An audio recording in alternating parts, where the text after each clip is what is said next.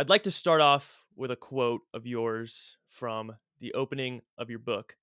And when people say like stuff like this, it's preaching to the choir. This is something that I find incredibly important. But the quote reads, "The further removed our citizens become from the trying and uncertain days of the American Revolution, the less they appreciate the sacrifice, dedication, and perseverance required to continue maintaining these freedoms." So, can you speak to this importance of studying, remembering, and appreciating not just history, but specifically the American Revolution and all these brave men and women, these regular town folk who answered the call of duty to throw off the chains of tyranny and forge a new nation, which would then go on to become the greatest country in the history of the world?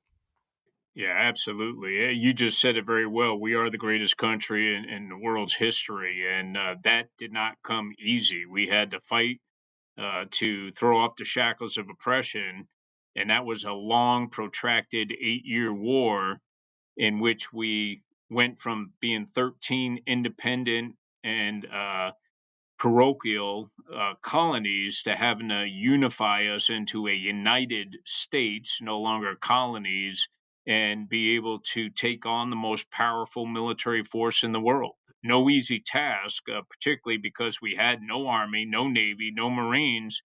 Once April 19th happened in 1775 at Lexington and Concord, and we found ourselves thrust into an unexpected war. Or you could say expected war, but not at that particular moment. And so the Continental Congress was not in a position to be able to really establish the Army, the Navy, or the Marine Corps. And they actually dragged their feet on that for a little bit of time, and really having to create a country from scratch. So why I made that quote in there is because Americans today, many Americans today, really take our freedoms and our liberties for granted without really understanding what it took in order to establish this country.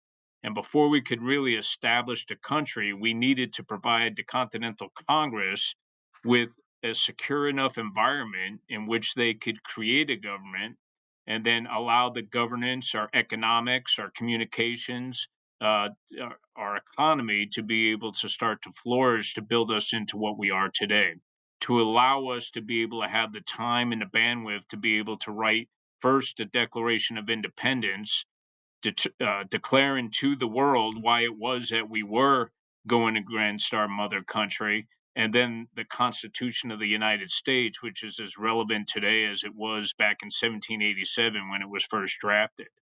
So, why is this important and why is the history important?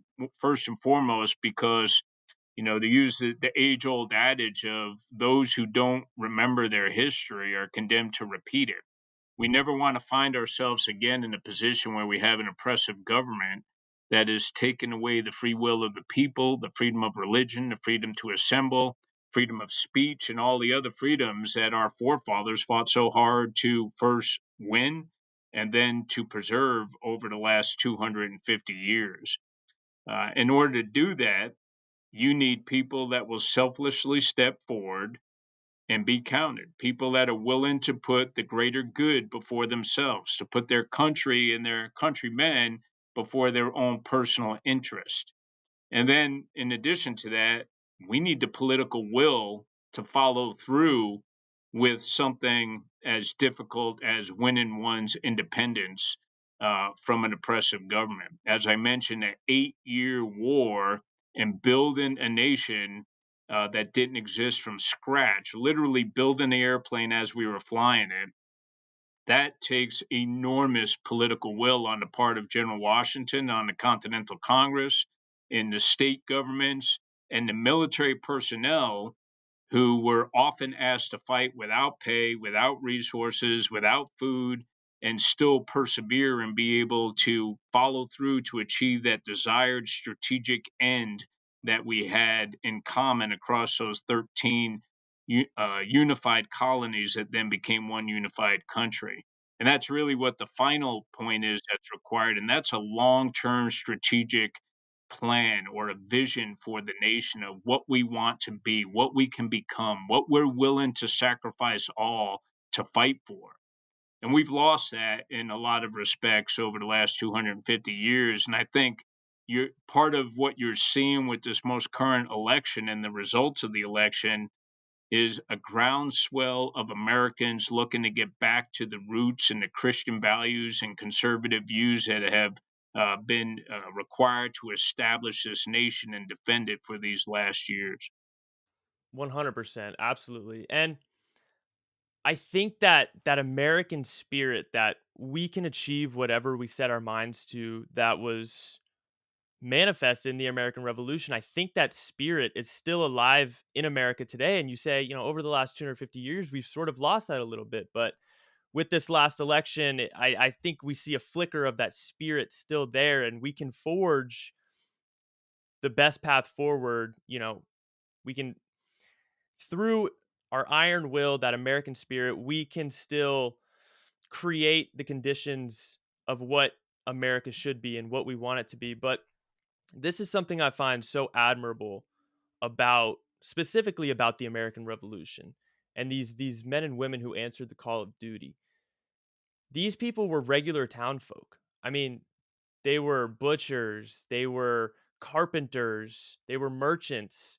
We didn't have a standing army. I mean, we had a couple experienced soldiers from the French and Indian War, but when it came time to throw off these chains of tyranny and get rid of this oppressive regime, this monarchy that was oppressing the Americas, these people answered the call of duty to fight this brutal 8-year war. Can you speak to that and sort of that American spirit?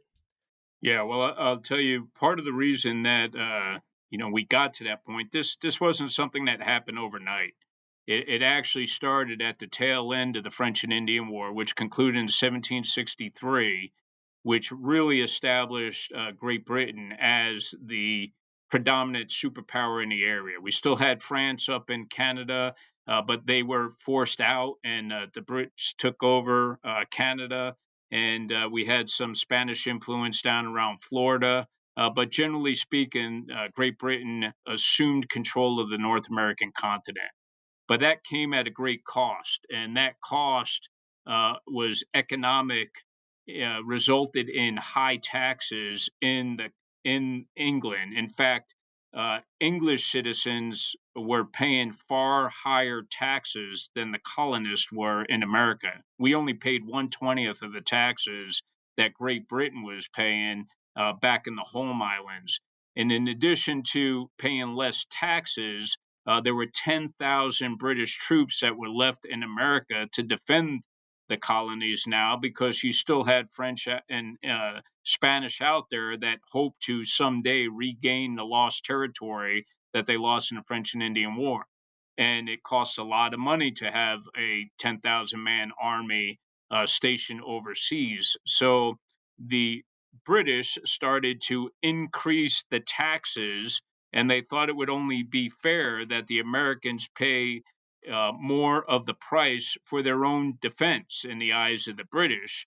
But what they did was they also started changing the laws in order to fill the pockets of British aristocrats at the risk of American businessmen who were trying to make their own well being as well. And because that had not happened up to this point, America, the colonies had been in place for over a century, independently operating, Britain giving them lots of latitude in order to make a life for themselves and to etch out a lifestyle and a culture and an economy out of the wilderness. And they did that very effectively until the British started to put more oppressive laws into place to basically bleed off the resources of the Americans and make them pay, again, a larger percentage of the cost of defending the colonies. The Americans tried to uh, work with the British government. In fact, the British government repealed several of these laws they put in place, for example, the Stamp Act of 1765. But eventually, the powers that be in Great Britain thought that the colonists were asking too much. They were being too rebellious. They sent occupying forces over to New England, Boston specifically, and things just continued to fester from there until we had the conflict that began with the shot heard around the world at Lexington and Concord in April of 1775. What I will say, though, to your point about this swell of of patriotism, if you will, that we're starting to see raised in the nation today.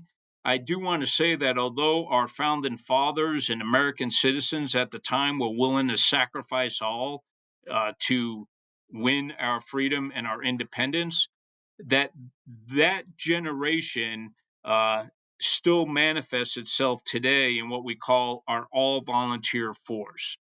And the all volunteer force came into existence in 1973. In post Vietnam, Richard Nixon was president at the time, and he did away with the draft, the conscription of American forces who were then fighting in Vietnam. The time was right to do that, and we went with an all volunteer force now that requires our recruiters to go out there and find the young men and women who have the mental, moral, and physical abilities to be able to serve honorably in our armed services. And that model works. It's expensive, but it works. And I will tell you, having served as the former commanding general of Marine Corps Recruiting Command, those young men and women are out there today amongst our communities that are just as willing to serve our country and to put others and our great country before self than those who enlisted initially in 1775. I think that's a very important point. Having an all volunteer military force, I think, is one of the reasons we have the most powerful military in the world. Is America one of the only countries that has an all volunteer military? Yeah, several nations in the world still have conscription and required military service for all the right reasons. But normally, those conscription periods are limited, a year to 2 years to 3 years. You can only increase your level of proficiency so much during that time frame, particularly with all the emergent technologies today and what it takes to train and educate our military forces. So, again, our model works. It works for us. It's an American model, and having served 34 years in uniform, I could tell you I'd much rather fight beside someone who has voluntarily stepped forward to serve honorably than somebody who's being told to, or somebody who's just being hired to, because I'm not sure where their loyalties lie, but I'm absolutely sure where an all volunteer force loyalty lies. Yeah, 100%. That definitely would manifest on the battlefield. People who actually want to be there, people who love their country, people who are there to defend and protect those freedoms as opposed to just basically hired guns, I guess. But I mean, first of all, I would like to thank you from the bottom of my heart for your service, 34 years serving your country. You've obviously had a very illustrious career as a Marine, but have you always been interested in history, or was this something you sort of developed along the path? Yeah, actually, it started in third grade for me. I used to go to my school library, my elementary school, and I would go to the oversized books section. And there was an American history book on the Civil War there by American Heritage. And this had great overhead imagery of the major battles of the Civil War that were paintings that depicted the key elements of the battle with a key that would describe what was going on. So that was my first interest in the military at all. But then I quickly, while still in grade school there, picked up and read the first book cover to cover I ever read was called 30 Seconds Over Tokyo. And it was about the Jimmy Doolittle raid following the bombing of Pearl Harbor, in which we put medium Army bombers on an aircraft carrier, the USS Hornet, and flew them to bomb Tokyo and other cities inside of Japan. What a bold and heroic and innovative move on the part of the United States to say, yeah, you may have given us a bloody nose, but stand by because we're coming back and we're opening up a can of whoop ass. And we know how that war terminated. So that was my first interest really in the military, and because I was enamored with this Doolittle raid, I really started to focus on World War II initially, and specifically the Pacific Theater. And of course, who was romping and stomping across the Pacific but United States Marines? And that's where I first gained an interest in becoming a Marine. And truth in advertising, I originally loved World War II aviation, the Doolittle flying B 25 Mitchells and the old F4F Wildcats and the Cactus Air Force on Guadalcanal. But if I could have flown an F4U Corsair, I might have become a pilot, but I was really attracted to the regular, tough, gritty Marine Corps infantrymen landing across enemy beaches and fighting it out mano a mano with Japanese Imperial soldiers and Marines to see who was going to be left holding that island at the end of the day. Yeah, I had John Bruning on my podcast a couple months ago. He wrote a book, 53 Days on Starvation Island, basically focusing in on those Marine aviators during the Battle of Guadalcanal. And just so, I mean, the level of courage that it took for these guys, I mean, in the Pacific Theater during World War II, this was some of the most brutal fighting in world history, I think. It's just It's these an guys incredible story. these guys don't get enough praise. They deserve more praise than they get. But speaking to the Doolittle raids and the courage there, these guys, when they went on these bombing raids, they didn't expect to get home, right? Their plan was to bomb Japan and then drop out over China, right? Yeah, they were going to ditch in China and then find their way home if they could. And unfortunately, many of them did not make it home. It's just incredible. And that's see, this is the importance of studying history. And this is one of the reasons, well, the main reason why I started this podcast. I'm 22, part of Gen Z, and something that I see that you were speaking to earlier is my colleagues in my generation, and really Americans as a whole, just don't understand the sacrifice that our ancestors before us have gone through in order for us to be the greatest country in the world. And I do feel that I have some sort of cosmic mission. I have this torch passed down from me, from my ancestors, to tell their stories so that they're not forgotten. That's absolutely right, and that's one of the principal reasons why I wrote Washington's Marines, because that's a story that needs to be told. It we don't want our history to be lost. We want to refresh our understanding of it and put it in the context of what we're dealing with today. So again, we don't repeat the mistakes that were made in the past, and we have learned those valuable lessons that people had to learn the hard way back in the day.